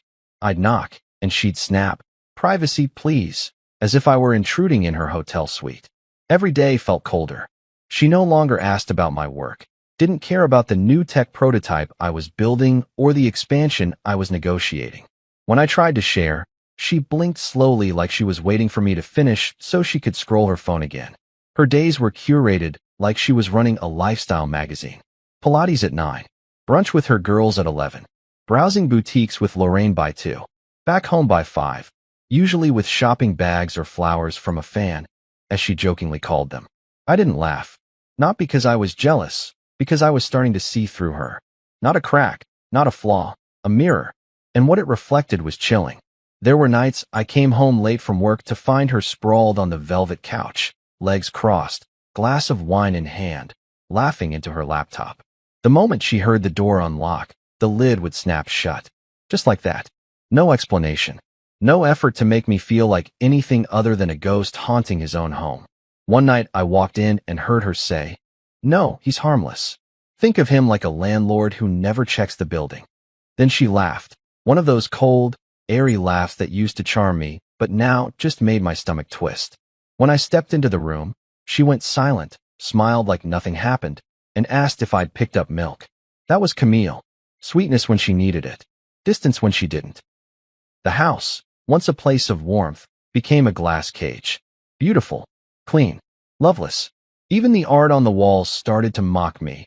Portraits of abstract faces looking the other way, never meeting my eyes. I had designed the place myself. I remembered how excited she'd been when we picked the marble for the kitchen island. Now she didn't cook. The stove stayed cold, the dining room pristine. We were living in a showroom, not a home. Her mother only made things worse. Lorraine visited every other week, breezing in like royalty. She'd kiss Camille on the cheek, glance at me with polite contempt, then start offering unsolicited suggestions about the energy of the home. "You should turn Dorian's office into a Pilates room," she once said, sipping rose before noon. "He can work from the garage. It's more masculine." Camille laughed and said, "That's not a bad idea." I stared at them both. Not one of them blinked. Another time, Lorraine saw me carrying groceries and remarked, "Well, at least you're useful in some way." No smile, just a nod like she was checking a box. I confronted Camille that night. I stood in the hallway, blocking the door as she tried to breeze past me in another silk robe. "Do you even like me anymore?" I asked. She didn't even flinch, just narrowed her eyes like I had asked her if she'd remembered to pay the gardener. "Relax," she said, tossing her hair. "You're stable. That's what you're here for." I felt the floor shift beneath me, but I stayed calm. That word, stable, like I was a bookshelf or a lamp, useful until upgraded. I wasn't a husband to her. I was a credit card with a pulse, a placeholder, the man who looked good enough on paper but boring enough not to matter. After that conversation, something snapped in me, not loudly, not all at once, quietly, like a wire tightening in the background. I stopped asking questions, stopped trying to touch her, stopped pretending this was a real marriage. She noticed, briefly. "You've been quiet lately," she said one morning while scrolling through her phone. "Is work stressful?" "No," I replied. "Everything's crystal clear." She smirked, satisfied. She thought I meant I had made peace with this life. She had no idea I was already planning my exit. You see, the thing about being used for your stability is that people assume you're harmless, that you'll just keep paying, keep nodding, keep showing up with your wallet open. But the truth is, the quiet ones are always underestimated, until they aren't. In the weeks that followed, I began keeping notes. Little things. Patterns. Calls she made. Receipts she forgot to hide. Passwords she left visible when she got too comfortable. I wasn't trying to catch her cheating. I already knew something was wrong. What I was doing was mapping a pattern, building the blueprint of a life I would one day burn down carefully, legally, without ever lifting my voice. The thing about being in a glass cage is this: you can see everything. And once you stop pretending you're part of the decor, you start noticing every flaw in the structure. The cracks were already forming, and I wasn't planning to fix them anymore. There's a moment, one moment, when everything clicks. Not in an explosive, screaming kind of way. Not in a way that makes the room spin or sends you running. No, it's worse than that. It's cold. Still. Like standing in a silent room after someone's just pulled the pin on a grenade. You don't hear the blast right away. You just know it's coming. And for me, that moment came on the night of Gregory Morrow's birthday. Camille had been planning it for weeks, maybe months. Every evening, she was on the phone with event planners, caterers, florists, and venues. She coordinated down to the color of the toothpicks. Literally. She even brought home samples, holding them next to the tablecloth like the fate of the party depended on hue and shine. She never asked for my opinion. Not once. And I didn't offer. I learned my place. "It's my dad, not a garage party," she said with a roll of her eyes when I asked if we could do something simpler. "Luxury only." I just nodded. I already knew where this was going. The day arrived, and the rooftop bar they rented was a palace in the clouds. Everything screamed wealth. Fireworks were scheduled for 9 p.m. sharp. A jazz band played softly as guests arrived in black tie attire. The air reeked of perfume that cost more than most people's monthly salary. There were gold-rimmed glasses, custom name cards, lobster towers stacked like sculpture, and servers in white gloves silently gliding through the crowd. Gregory had arrived in a rented vintage Rolls-Royce, stepping out like royalty, grinning ear to ear as people lined up to kiss the ring or his wallet. Or both. I didn't even have a seat at the main table. That stung. I won't lie. My name was scribbled on a card 3 tables back, next to a couple of Gregory's distant cousins who hadn't seen Camille since she was in braces. They greeted me kindly, asked if I was still doing computer work. I smiled. Said yes. No point correcting people anymore. Camille was a vision that night, at least on the surface. Gold dress, flawless makeup, the calculated air of perfection. She GA. And maybe it did. She worked that room like a queen among subjects. Every smile looked rehearsed. Every laugh came out on cue. But when I looked closer, I could see it, the hollowness in her eyes. Like none of it mattered to her either. She just wanted to win. And I was just the man who paid for the trophy. When the main course was served, filet mignon with truffle butter and scalloped potatoes, I barely touched mine. I watched as Camille whispered to a man by the bar. Tall guy. Slick suit. He was out of place, too sharp, too bold in his body language. She touched his arm once. Laughed a little too loudly. I recognized the look. I'd seen it before. She used to give it to me. I didn't make a scene. I just sipped my water and waited. The band dimmed as dessert came. 3-tiered cake flown in from New York, each layer a different flavor, each slice served with gold-plated forks. Gregory stood up, raised a glass, and gave a speech about legacy and what it means to build something that lasts. Everyone clapped. He never mentioned me. Not once. Not as his son-in-law. Not as the man who helped pay for his last 2 property renovations. Not even as Dorian. I didn't exist. Then Camille took the mic. She thanked everyone for coming. She praised her father for his unmatched wisdom and generosity. She made people laugh. She even teared up a little at the end. A perfect performance. Then she walked over to me, slowly, like she was building to something, and placed a black leather folder in my lap. "You know what time it is," she said with a half laugh, her voice low so no one else could hear. "Time to pay, husband." I opened it. $12,000. And change. My name was on the invoice. My company's name, too. She had already added it to the catering records. There was no hesitation in her eyes. This was routine. I slid my card across the table without a word. The waiter returned with the receipt. I signed. She didn't even look at the total. And then, right then, while I was still holding the pin, she leaned in and whispered, "You're boring. I want a divorce." Just like that. I stared at her. I didn't react. Not visibly. But something in me shifted. Something old. Something sharp. She kept going. "You just don't excite me. I've been patient. But I need more." I wanted to laugh. I really did. Because I was the one who had been patient. I was the one who had watched this marriage rot from the inside while holding it up like some crumbling pillar, praying no one else noticed. But she said it like she was doing me a favor. I stayed quiet. Let her finish. Then she dropped the knife. "My boyfriend is driving me home." She said it so casually. Like she was letting me off the hook for an errand. She gestured toward the man at the bar, the same one she'd been giggling with earlier. He raised his glass, nodded at me. Mocking. Proud. I imagined the two of them laughing about it in the car ride over. Planning how she'd say it. What her facial expression would be. Whether I'd cry. And just when I thought the night couldn't get more surreal, Gregory walked over, clapped me on the shoulder, and leaned in. "You were just the sponsor, son," he said. "Always have been." There it was. The truth. He smiled and turned away before I could respond. But I didn't need to.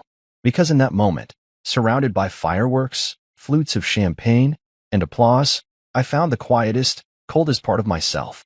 And it wasn't broken. It was ready. I stood up, buttoned my jacket, and walked toward the elevator. No one followed. No one stopped me. I didn't say goodbye. I didn't raise my voice. I didn't even look back. But inside, I made a promise. They thought I was boring. Predictable. Safe. They were about to find out what happens when the man you underestimate the most finally stops playing along. And when I walked into that elevator and the doors closed behind me, I didn't feel like the loser of a scene. I felt like the beginning of a storm. They had no idea. But they would. Exactly 1 hour later. Exactly 1 hour. That's how long it took for the weight of their arrogance to catch up with them. I was back in my apartment by then, quiet space, dim lights, jazz humming from my speakers. I had poured myself a glass of bourbon, not out of celebration or anger, just routine. There was something calming about the stillness after chaos. The eye of the storm, maybe. My suit jacket hung over the arm of the chair. My shoes were lined by the door. I was sitting on the couch with the receipt still in my pocket, untouched. I hadn't even taken off my watch. I just sat there, not thinking, not planning. Just existing. Letting the silence settle around me like fresh snow. Then my phone rang. I didn't move. Just glanced at the screen. Camille. Ignored it. Rang again. Still her. Decline. Third call came not 10 seconds later. I almost laughed at the speed of it. For someone who had just declared she wanted a divorce and left with another man, she was calling like she'd forgotten her keys. The fourth time, I answered. Her voice was different. Gone was the cool, mocking tone from the rooftop. Now it was tight. Breathless. I could hear the panic riding on each syllable. Dorian, she said, like my name was suddenly urgent. You need to fix this. The restaurant, they froze the account. I leaned back against the cushion, letting her speak. I didn't say a word. They said the payment bounced. Something about fraud alerts. The staff locked the doors. They won't let anyone leave. They think we tried to run out on the bill. I stayed quiet. The manager is saying they're calling the police. Dad's screaming. He's threatening to sue the venue. And they're saying your name's on the contract, but the card that paid doesn't match the records. What the hell is happening? Her voice cracked on that last sentence. It was satisfying. I won't lie. I finally spoke. Just one line. You made your choice. Then I hung up. She called back immediately, straight to voicemail. Then Gregory called. I let that one ring until it stopped. Then the boyfriend. His number wasn't saved, but I knew it was him. The message read, "Fix this, or I'll make sure everyone hears about what kind of coward you really are." That was the message that made me smile. They thought they were the puppeteers, pulling strings. What they didn't know, what they never once considered, was that the strings had been in my hands the entire time. See, what Camille didn't understand was that I had stopped being her stable man a long time ago. The moment I saw the shift, when her touch turned cold, her laughter came too easily with others, and her eyes always darted to the door, I started preparing. Quietly, carefully. A month before the party, I opened a holding trust in the name of my firm. Not in my name. Not tied to our joint accounts. Every major liquid asset I had, stocks, properties, even my car, was rerouted and retitled. Camille never noticed. She had long stopped looking at spreadsheets, let alone asking where our money came from. Then I rerouted the payment method linked to the credit card she used. The one she thought was our joint spending account. That card was no longer active. The replacement had a transaction limit. A limit that stopped right around $10,000. The party crossed $12,000. And I knew that. I counted on it. It triggered a fraud alert. I had set it that way with the bank. Anytime a large charge came through that wasn't pre-authorized by my private number, it would be flagged. Suspended. Investigated. Camille, of course, knew none of this. Why would she? I was just the sponsor. The harmless provider. The man in the corner who nodded and paid. The irony was almost poetic. I took another sip of bourbon and sat back. The phone lit up again. This time it was a video call. I let it ring. Let it buzz. Then finally answered, without saying a word. The camera shook as Camille tried to angle it. She was no longer glowing. Her hair was slightly frizzed, her lipstick smudged. Behind her, Gregory was arguing with a manager in a black suit who looked absolutely done with the night. A uniformed officer stood by the exit, arms folded. "Dorian," she said again, this time more desperate, "please, just call the bank. Tell them it's a mistake. Tell them you authorized it. We're being held here like criminals." I stared at the screen. "You are criminals," I said softly. "Just not in the way you think." Her face twisted. "What the hell does that mean?" "It means," I said, setting my glass down carefully, "this wasn't a mistake. This was the moment you all showed the world exactly who you are. I just let it happen." She blinked, confused, then furious. "You bastard," she spat. "You embarrassed us. You humiliated my father. You." I ended the call. I stood up, walked to the window, and looked out over the city. It was raining now. Thin, cold streaks tracing down the glass. Somewhere out there, the rooftop party was crumbling. Their perfect night was collapsing in real time. And I wasn't doing a thing to stop it. That's the part they couldn't understand. They'd never met a man who could walk away without swinging back. They thought revenge was loud, explosive, something out of movies. But real revenge? The kind that cuts deepest? It's quiet. It's clean. It looks like peace. And the best part? It had only just begun. By the time Camille and her entourage were being questioned at that rooftop bar, the truth was already in motion. The headlines hadn't hit yet. The whispers hadn't started. But the real damage? That was already done weeks before the fireworks ever lit the sky. Because while Camille was out shopping and her father was puffing cigars paid for by the sponsor, I was in boardrooms, on calls, signing contracts they never even thought to ask about. Let me take you back to what they missed. About 6 weeks before Gregory's birthday, I finalized a deal that would change everything. My company, which Camille always referred to as that little tech thing, had just entered the big leagues. I'd merged with an international security conglomerate, one that had been quietly courting me for a year. They wanted what I had, Proprietary smart systems I designed from the ground up, software trusted by private banks, embassies, and high-net-worth clients. I didn't flash it around. I never wore my net worth like a trophy. I liked clean suits, modest cars, and silence. And they mistook all of that for weakness. So when Camille rolled her eyes every time I worked late, when she joked with her friends that I was always in the server dungeon, I smiled and let her talk. Because I wasn't just running my company, I was evolving it. And once the ink dried on the merger, I wasn't just a business owner anymore. I was a private tech consultant for governments, hedge funds, and elite networks across 3 continents. I became very, very wealthy. But the smartest move I made wasn't the deal itself. It was how I shielded it. Legally, everything went through a holding trust, K&T Solutions LLC, quietly named after my grandparents. It was listed as the owner of my new shares, my stake in the merger, and the rights to my tech. Camille wasn't part of it. Neither was her family. The prenup she once laughed about, calling it just paperwork, turned out to be more than enforceable. It was airtight, and I had followed it to the letter. I also withdrew from our joint accounts, not all at once, not enough to raise suspicion. Just slow movements. Strategic ones. By the time her father's birthday rolled around, those accounts were barely holding enough to cover the champagne. And that was intentional. I knew they'd hit a wall eventually. Camille, in her usual entitled rhythm, had scheduled automatic withdrawals from our joint card for the party venue, the cake, the catering, and more. I've been getting alerts on my phone for weeks.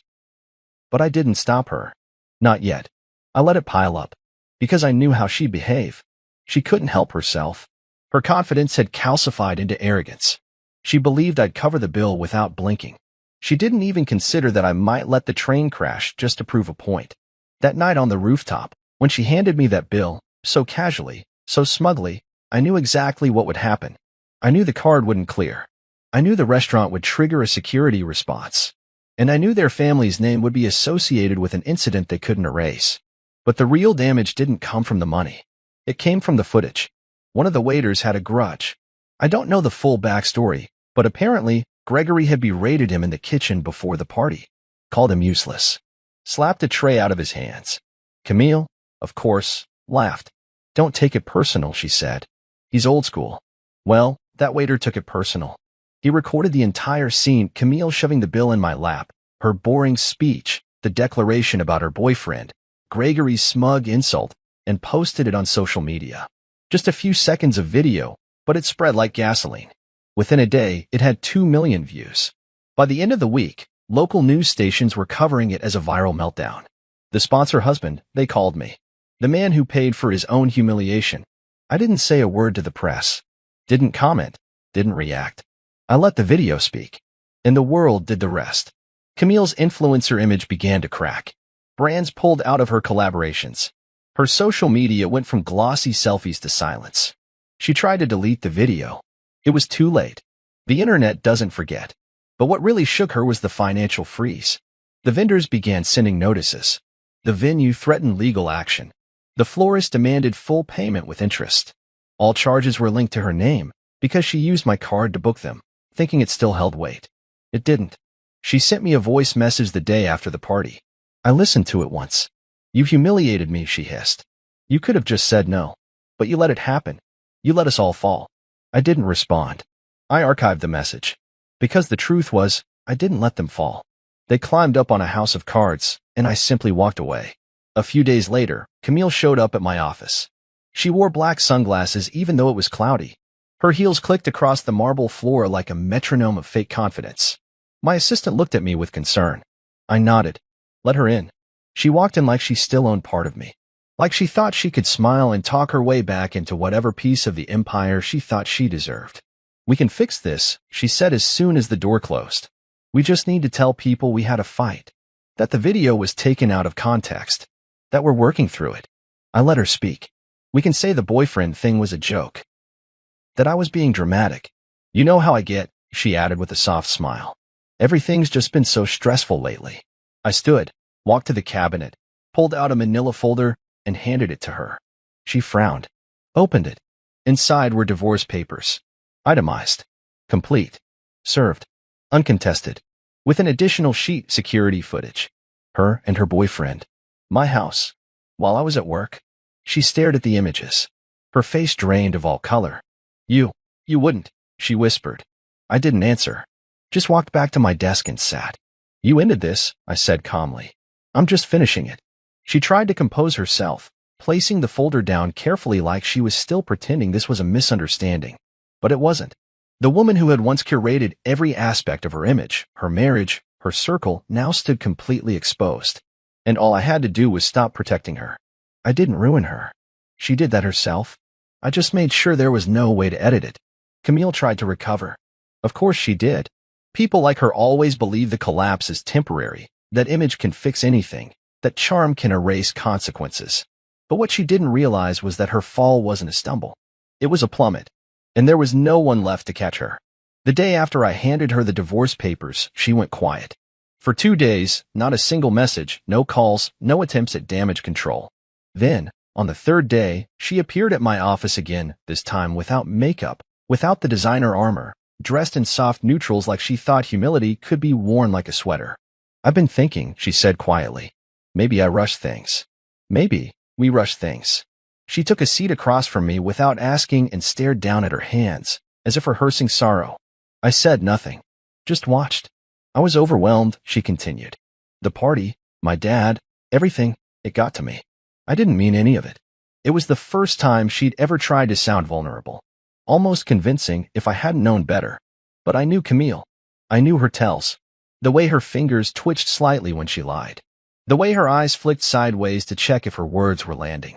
This wasn't a woman seeking reconciliation. This was a woman trying to stop the bleeding. I waited.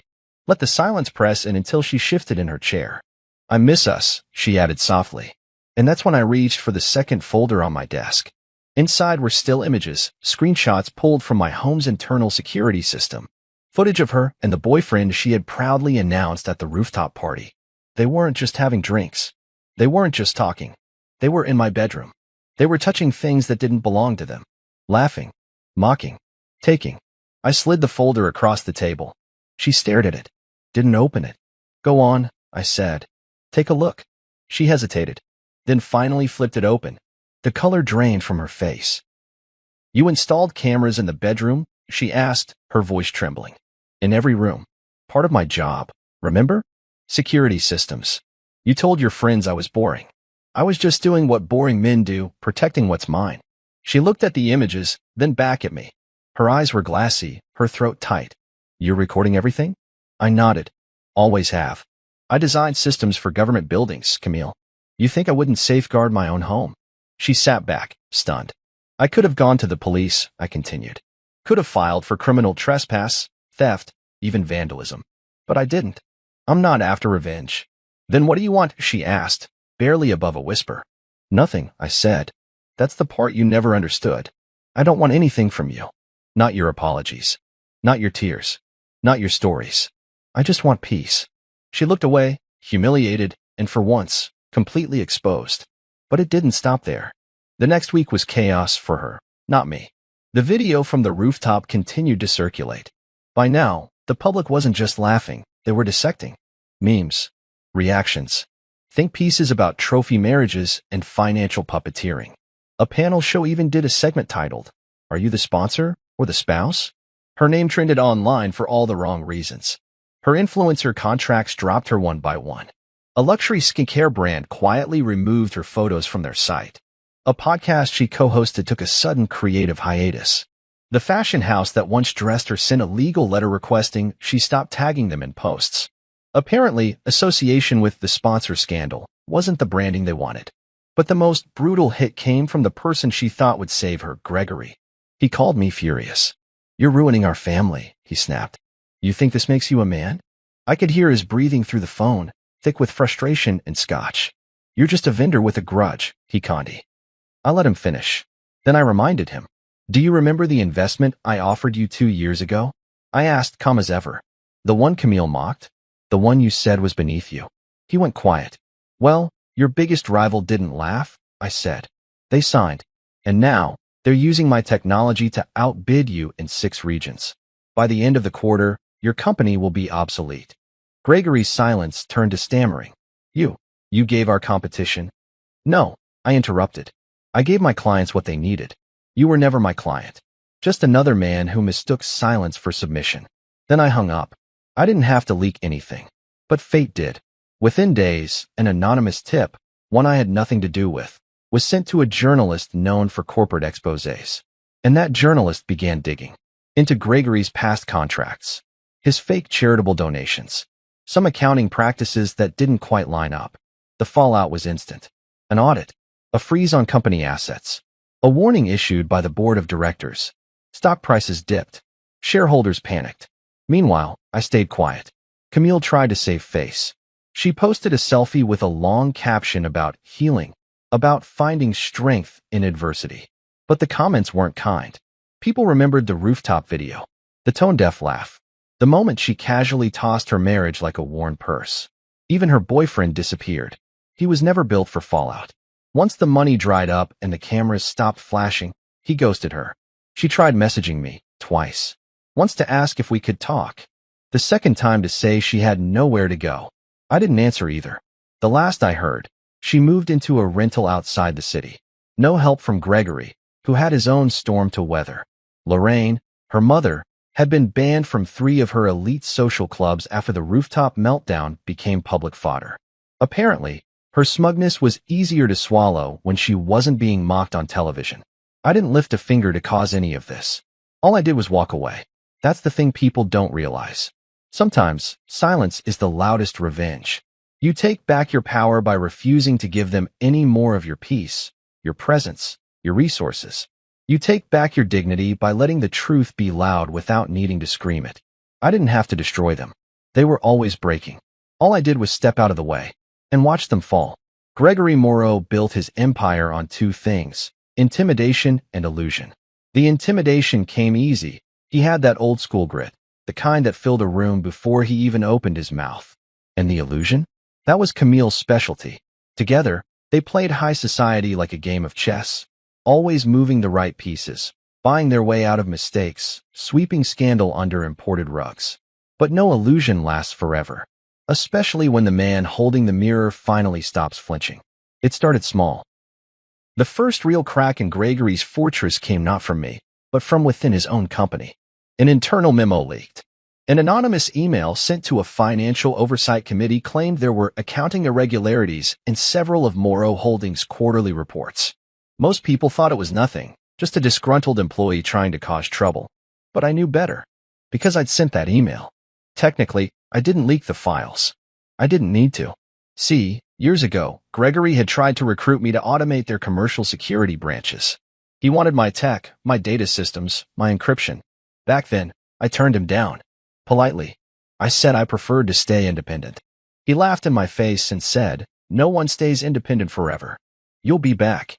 What he didn't know was that during that same pitch meeting, one of his junior analysts, underpaid and underappreciated, slipped and left a flash drive plugged into my laptop. It was filled with raw internal documents, tax reports, shell accounts, quiet transactions. I never used it, not for years, but I archived it.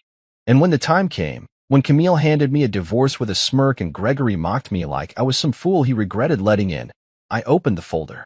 What I found wasn't criminal in the slam the handcuffs sense, but it was shady, real shady, enough to raise flags with the right people, enough to attract attention. I made a few calls, quiet ones. I didn't go to the press. I went to competitors. One in particular, Harrington and Knox, a long-standing rival of Gregory's firm. I'd consulted with them before, designed a surveillance infrastructure for their overseas factories. They respected me, trusted me, and when I told them I had something that might interest them, they listened. They didn't ask how I got the files. They just asked when they could meet. And when we did, I explained it all. I told them about the shell subsidiaries Gregory funneled contracts through, the ghost employees pulling 6-figure salaries without ever stepping into an office, the off-book incentives paid to international suppliers. In exchange, I asked for 2 things. First, complete anonymity. Second, an exclusive consulting contract for a new product line I was quietly launching. They agreed within the week. What followed was a slow bleed. Harrington and Knox began undercutting Moreau Holdings in every major market. They moved faster, cheaper, and more ethically. When Moreau tried to respond, they were already a step behind. Word on the street started to shift. Clients that had been loyal to Gregory's firm for decades began pulling out. Investors grew wary. Then the IRS knocked. An official audit. Triggered, no doubt, by that same anonymous memo and a well-timed financial tip from a whistleblower who sounded suspiciously like someone with first-hand access to buried reports. Gregory panicked. He called me again, this time not angry, but urgent. "You need to stop this," he growled through clenched teeth. "You don't understand what you've started." I was sitting in my office, sipping tea. Calm. "You remember when you said I was just a sponsor?" I asked. "A nobody with a card and a smile?" He didn't respond. "You should have left me invisible," I said. "That was your mistake. You tried to humiliate the wrong man. You think this makes you powerful?" He snapped. "No," I said. "This makes me clean. You, on the other hand, are about to get very, very public." Click. I ended the call. The news broke a few days later. A financial journal published a deep dive into Morrow Holdings, citing multiple sources and exclusive evidence. The article was brutal. It detailed the alleged money laundering, the misappropriated assets, the falsified invoices. It mentioned unnamed whistleblowers and insider leaks. Social media had a field day. Suddenly, the rooftop scandal wasn't just about Camille and her viral humiliation. It was part of a larger story. A saga about a wealthy family living off lies. The video from the party resurfaced. Again. But this time, it played side by side with Gregory's image and headlines titled, "The Sponsor's Revenge," and "When Silence Strikes Back." And I still hadn't said a single word to the press. Gregory tried to spin it. He scheduled interviews, claimed he was being framed, insisted the audits were routine. But the more he talked, the guiltier he looked. Then came the stock drop. 10% in a day. 20 over a week. By the end of the month, Morrow Holdings lost nearly half its value. A rival firm announced their acquisition of one of his oldest partnerships. Another filed suit, claiming breach of contract based on falsified financial reports. Camille? She went silent again. She'd been trying to stay low, stay clean, but the headlines wouldn't leave her alone. Everyone remembered her from the video. The way she smirked when she handed me the bill. The way she laughed as she announced her boyfriend. That laugh haunted her now. It became the symbol of entitlement. One influencer made a remix of it layered over the sound of a credit card being declined. It went viral on TikTok. Millions of views. Her followers vanished. Sponsorships disappeared. Even her so-called friends began distancing themselves. One by one, their perfect empire crumbled. And I never raised my voice. Never fought back. Never screamed. All I did was prepare. All I did was wait. Because I learned a long time ago, when you know who you are, you don't need revenge. You just need distance. And the patience to let people reveal themselves. Gregory revealed himself. And I made sure the world was watching. They say when a house of cards falls, it collapses all at once. But that's not entirely true. It starts with one edge lifting quietly, slowly, almost invisibly. And by the time the top crumbles, the foundation has already rotted from underneath. That's exactly what happened to the Morrows. One moment they were standing tall on illusion, and the next, there was nothing left to prop them up. Camille tried to hold on longer than the rest. After the video exploded online and her family's name became a punchline on every platform, she did what she always did. She pivoted, rebranded. New beginnings, she called it. Her captions became full of self-help quotes and soft-lit selfies. She posted about healing and growth and learning to be your own sunshine. But it didn't land. The audience wasn't buying it. Because people hadn't forgotten. They hadn't forgotten how she humiliated her husband in public, how she mocked commitment, how she bragged about her boyfriend at the very party her husband funded. The internet is cruel, but it's also very good at remembering the truth when it's caught on video. She was no longer aspirational. She was viral for the wrong reasons. Meanwhile, the boyfriend, the one she so confidently introduced as her replacement for me, disappeared. Just like that. Ghosted her. He stopped responding to her messages, blocked her on socials, and was spotted 2 weeks later with a new woman, someone younger, someone quieter. Camille's face in the paparazzi photo that surfaced after? Hollow. She looked like a woman who had just realized the man she thought she left me for had only stuck around while the champagne poured and the cameras flashed. Now she was alone, and the invitations stopped coming. The brunches, the designer showrooms, the ladies-only retreats in Santorini, all vanished. Her name wasn't just embarrassing now, it was radioactive. Her mother, Lorraine, tried to rally her old social circle, but even she was quietly phased out after being caught on camera berating a hostess at a private club. A petition had gone viral to have the Moreaus banned from 3 social venues downtown, and it worked. Their family name had become synonymous with arrogance, scandal, and failure. Then came the lawsuits. Vendors from the birthday party started filing civil suits for breach of contract. Apparently, Camille had personally signed off on several orders assuming the funds would come from me. But after the account was frozen, payments bounced. And no one wanted excuses from a woman who claimed to be a victim after publicly shaming the man who paid her bills. She tried to reach out to me, once through email, twice by text, then a letter. The first text was 2 words, "Please talk." I ignored it. The second came a week later. "I messed up. Everything is gone." I didn't respond to that either. Then the letter came. Handwritten. Sloppy script. She hadn't used a pen in years. She'd always typed or dictated her thoughts like a modern queen. The paper smelled faintly of her old perfume. The scent triggered something in me, something long buried. But the words, those erased it. "Dorian, you have every right to hate me. I deserve it. I let my pride destroy something that could have been beautiful." I didn't understand what I had until it slipped away. Not the money. Not the comfort. You. You were the only one who ever stood still while the world spun around me. The only one who gave without asking, who loved without showing off. And I used that. I let my father turn you into a tool. I let my own ego blind me. Please.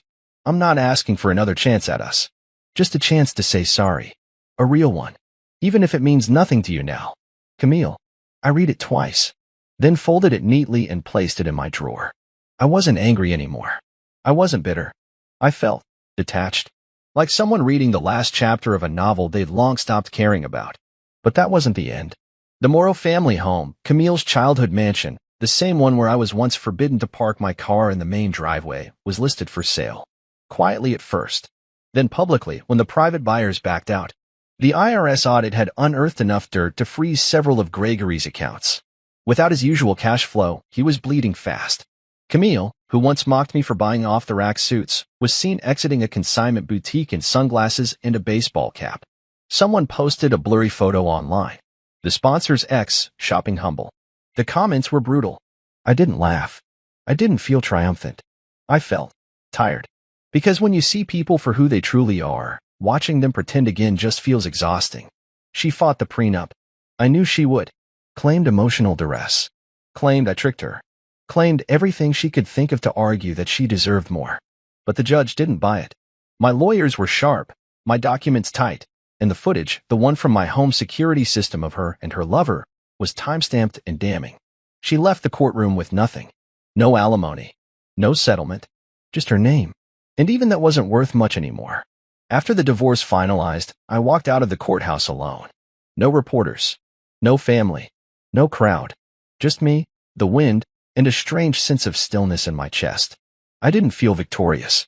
I felt free. There's a difference. I bought a new place soon after. Not a mansion. Not some flashy penthouse. Just a quiet home near the water, where the morning light touched the walls like forgiveness. I stopped checking social media. I let the noise die on its own. I focused on rebuilding, not in the dramatic, rise from the ashes kind of way. Just slowly. Calmly. Like breathing again after being underwater too long. One afternoon, while walking by the shore, I saw her, Camille, sitting on a park bench alone, phone in hand, scrolling like her life depended on it. She looked thinner, not physically, spiritually, like someone who had finally seen her reflection without the filters. Our eyes met. She tried to smile, a small, hesitant curve of her lips, the kind of smile that asked for permission to exist. I nodded once, then walked past her. No anger, no confrontation. Just a silent acknowledgement that the past was exactly that, past. Because the truth is, I didn't destroy Camille. She did that all by herself. I just stopped being the floor she walked on. And when she stepped off, the house of cards fell. Victory doesn't always look like confetti falling from the ceiling or loud applause echoing in a crowded room. Sometimes, it looks like a quiet sunrise over a calm ocean. A fresh cup of coffee brewed in your own kitchen. A long walk without needing to explain where you're going or why you're smiling to yourself. That's what victory became for me. Not a loud triumph, but a peaceful return to myself. After the divorce was finalized, I didn't host a party. I didn't update my status. I didn't text friends or post cryptic captions online. I just moved forward. I signed the last of the legal documents, shook my attorney's hand, walked out of the courthouse, and breathed like I hadn't in years. Like my lungs were finally mine again. The new house I bought was nothing like the one Camille and I used to share. It wasn't wrapped in expensive finishes or designed for parties. It was modest, 2 bedrooms, soft gray walls, large windows that welcomed sunlight. The backyard sloped gently into the sound of waves crashing against rocks. It wasn't grand, but it was mine. And more than anything, it was quiet. Each morning, I got up before the world did. I brewed my coffee black, stepped onto the porch, and watched the sky shift from darkness to dawn. There was no chaos. No slammed doors or fake apologies. No walking on eggshells. The silence was no longer hollow. It was healing. I finally had room to think. Room to just exist. The business was thriving, but I didn't throw myself into work as a distraction. I had nothing to prove anymore. After the merger, I kept a consulting role, tight hours, focused work, meaningful partnerships. I took on only what excited me. The rest? I let it go. For the first time in years, I had weekends again. I started sketching again, something I hadn't done since college. I'd forgotten how calming it felt to just sit with a pencil and paper and let your thoughts take shape through lines and shadows. Sometimes, I'd drive up the coast, park by a cliff, and sketch the waves for hours without checking my phone once. People started to notice the change, not in a dramatic way, but in small moments. My barber said I looked younger. A neighbor I barely knew dropped off banana bread with a note that said, "You look like you found peace." I smiled at that one for days. There were no more fights, no more fake smiles, no more sponsoring someone else's fantasy while losing myself in the process. I wasn't bitter. I didn't hate Camille. I didn't wish her harm. I just didn't carry her weight anymore. She was no longer mine to rescue. Then came the day at the park. It had been months since I'd last seen her, that moment on the bench when I nodded and walked past. But one warm afternoon in early fall, I took a walk by the bay and noticed a familiar figure sitting under a tree, staring out at the water. It was her. Camille looked smaller somehow. Not physically, but in presence. The woman who once owned every room she walked into now sat curled into herself, wrapped in a beige coat. No makeup, hair tied back simply. She looked ordinary. Not in a pitiful way, just real. She saw me. This time, she didn't smile. She just nodded, slowly, humbly, and looked back at the water. I nodded back. No words. No need for them. And then I kept walking. Because closure isn't always a conversation. Sometimes, it's just a moment of mutual understanding that the book has closed, and no one's reaching to open it again. That night, I sat on my porch, sketchbook in hand, the sun setting in front of me. I drew the bay, the curve of the horizon, the way the light touched the water. And as I filled in the last shadow, I realized something. This was the life I had always wanted. Not the chaos. Not the performance. Just stillness. Simplicity. Truth. They call me boring. And maybe I was. But boring built peace. Boring paid off debts. Boring walked out of courtrooms with dignity and watched empires collapse from a distance without ever lifting a stone. Camille had her drama. Gregory had his empire. The world they built on my back collapsed, and I never had to scream. All I had to do was stop giving. Stop showing up to be used.